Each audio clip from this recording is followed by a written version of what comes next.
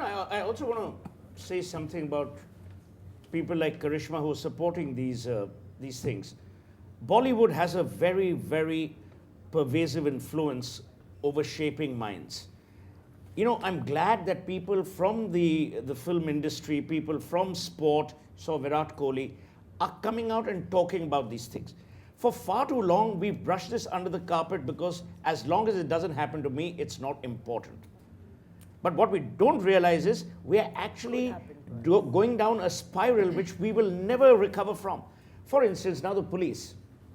The police still in this country, despite Narendra Modi's Digital India and all that other stuff, we don't have a record of actually violations of drunk driving norms. The DIU norms in America, DUI, whatever, those norms need to be imposed here. Yeah. You need people for their licenses to be taken away. You need all of that. And finally, I would be delighted if a news channel would actually shame people and call it the road of rogues. So all the people who've been arrested that month for drunk driving, put their names on the ticker. It'll be a great idea.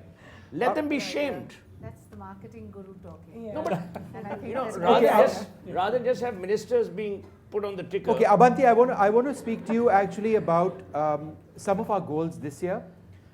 Celebrate responsibly, never drink and drive, and always have a designated driver. Before you answer that, I want to ask you about the reception this campaign has had, not just in the big cities, but we've taken it across elsewhere. So what's the reception been, which is why we really want to keep doing this?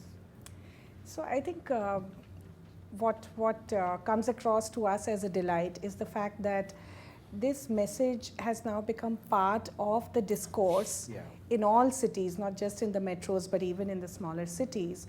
And I think it's serving to be a platform where different stakeholders come together to discuss and debate potential solutions holistically, like we just discussed. It's not just any one thing, but multiple things. And as part of the campaign, which is something we absolutely want to retain, we've done a lot of on-ground activations where citizens from different walks of life have actually come together. So I think the reception has been extremely promising. It's a long road ahead, but our view was somebody's got to start. And I think we've made that start 2 years ago. And I have to say, I'm delighted to see that this year, for instance, your channel and a couple of other channels are carrying other programs from other companies, corporates supporting road safety. So I just feel very good about the fact that we have been a force for good, a catalyst for change. Yeah. Also, Vishnu, use technology. For instance, why can't we create an app, technology which actually tells you if you've gone above the permissible limit? B, I remember telling the Diageo people many years ago to actually install breathalyzers at bars to actually tell you whether you're in the permissible. Should it be done correct, over here? whether it's under the permissible limit. Yeah. So I'm saying if we actually look at each minute detail. Dr. Vishwanath, that's not a bad suggestion. No, You think being it's something? done.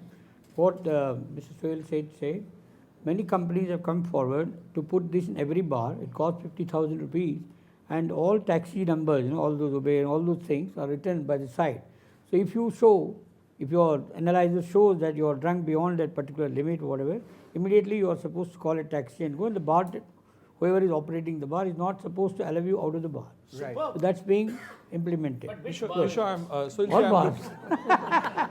I don't go to the bar. I'm looking at a day when the car engine would refuse to start analyzing the breath in my exhaled breath. This is being I can't done. drive. The car just would refuse to Actually, start. just live in Delhi, it won't start in any case. I think that Diageo, that company is also sponsoring. Karisma, let me ask you about another key part of this campaign, designated drivers. It's something that exists in so many other countries. People just don't do it here for some reason. Would you like to spread a Well, message? I think on it this? is starting. There are a lot of apps now, like Party Smart and things like that, which a Drive lot Buddy of and- young couples and young people do use. So I think it is available now, and I'm sure it'll even grow further. So people should be aware that it is available. So it shouldn't be an excuse that, "Arey, mera driver nahi tha, koi tha nahi to." And I think a lot of young people feel, "I'll just have a drink or two and I can handle it." Well, that is not the case. If you are even having one drink, you cannot drive a vehicle, period. What about, but again, what about the moderate consumption of alcohol? I mean, for those who drink, it's obviously a very personal choice. But then how do you assume that you can drink responsibly? No, that's and assuming, of exactly- course, that you're not driving, so that's out of the question. But then just being responsible as a drinker, I mean, how do you actually figure out where to stop? Well, I think it's from person to person. Like basically, I mean, I don't like alcohol, but there are some people who enjoy a drink like every night. So I think for health reasons also nowadays you hear, people will say, I've had one drink or two drinks. But then there are people who think, they can have 10 drinks and be totally fine, which is unrealistic. See, So this- there is no really a demarcation. See, the stigmatization should not be of alcohol. It should be of There is- irresponsible yeah, behavior. it's the Absolutely. responsibility. Shaina? I think the responsibility quotient in public at large. Are we Should be there. responsible? Are we going to take onus? If you go out and drink, are you going to take care of yourselves? And another good thing is, gone are the days when you think you can just bribe the cop. Because now it's impossible for you to be even doing that. And you won't The have kind of change. I was waiting for that. I was waiting for that comment, Sohail. But I think more importantly, the fines have been raised, I mean, almost tenfold. Yeah. So somebody who's going to be irresponsible also realizes that there's a huge price to pay. So I think as a society, if we talk about responsibility rather than getting into sermonizing that you must not drink or you must drink, but about the importance of not drinking and driving. And that's why I'd like to compliment NDTV, because you all are one of the few channels that have a collective conscience to talk about these issues rather than who said what and who did what. Yeah. See, many years ago in New York, there's a campaign which was run by young people, which basically talked about peer respect, peer approval, and peer disapproval. So it wasn't about whether you were drinking too much or drinking less. It was what you were doing after the drinking. If you were irresponsible to drive, if you were irresponsible to, if you were misbehaving and that kind of stuff. Social shaming is a very important tool. But you've got to figure the contours of social shaming. Here what happens is, a lot of machismo is associated with a guy who drinks and drives, thinking, doesn't matter. Haryana is the Wild West. So, if you actually look at those areas, and if you don't have social shaming blended with demonstrable punishment, which is very penal in purview, you won't be able to solve this problem. And Shaji, in fact, you can take that, sir. Where do you believe we need to go as far as better punishments or punishments which actually make a point, not just a 100 rupee fine? So just like Mr. Seth said, just few days ago, our own electrician who was driving a scooter was caught by a police constable. And he went and told him, and he phones me that he had only one bottle of beer, and why the constable should catch me. He was talking to me in Marathi. But the constable said, Sahib, tani kai khela maide? What he has done, he has taken a beer, and he says only one. And I know he has taken 3. I said, I don't know him. So I also told him, I don't know him. So he was ashamed. So he was very annoyed and doesn't come to my house anymore.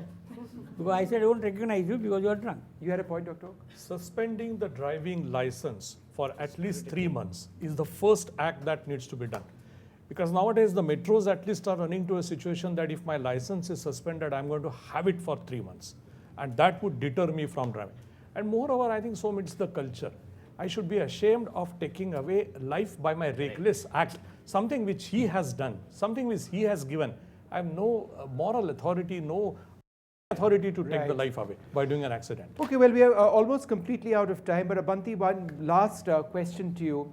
Going forward, what are some of your ideas? Because we've done this for 3 years, we've really tried hard to spread this message, but going forward, what else do you think we can work towards in shaping public opinion, in going on the right road, as it were? So I think 3 things really. The first is that we kind of continue to create awareness around new laws and new legislation which have come in. So last year we did the Good Samaritan. This year, hopefully, if the Motor Vehicles Act comes through with the Parliament, then really creating that awareness. I think that's important. The second is, how do we, make sure that the on-ground momentum is spread to more cities, more people. So, in marketing language, we say broaden the reach of what we are doing.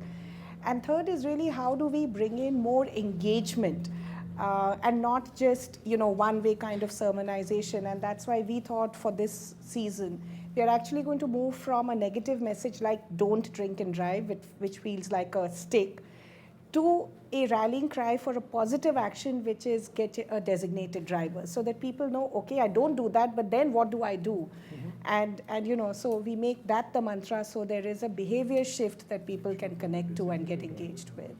All right, well, I'd like to thank all of our panelists today for joining us on this. We do have time for questions, which we will take. But it's something that we really feel is a cause that in NDTV certainly we attach ourselves very closely to, and it's been a great privilege working with United Spirits on this. This campaign, this partnership is very strong, and we hope it does continue.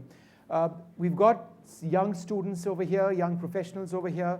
We've also got Dr. Sulema Merchant, the Dean of Sion Hospital, with us. Dr. Merchant, there you are, sir.